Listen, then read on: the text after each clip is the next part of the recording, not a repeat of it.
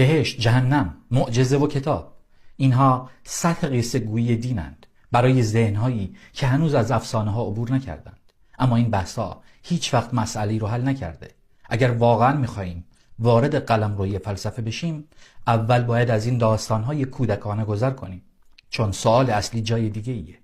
خدایی که شما توصیف میکنید اصلا امکان وجود داره؟ اولین صفتی که به اون میدید بی‌نیازیه.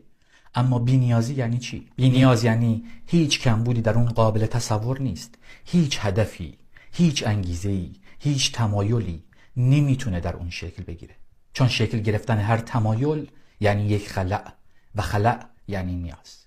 اگر خدا بی‌نیازه چرا خلق کرد؟ خلق همیشه از نیاز میاد.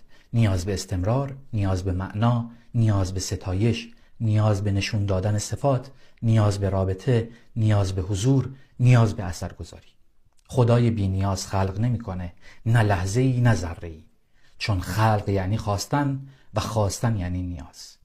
اگر بگید از روی لطف خلق کرده، لطف هم نیازه. نیاز به احسان، نیاز به بروز نیکی، نیاز به بالفعل کردن صفت.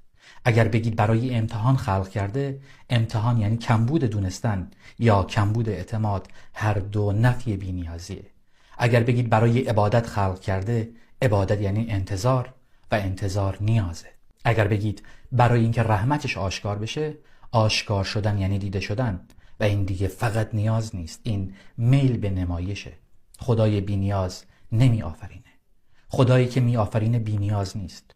و اگر این دو رو نتونید با هم جمع کنید، مشکل از جهان ما نیست، مشکل از خداییه که شما ساختید.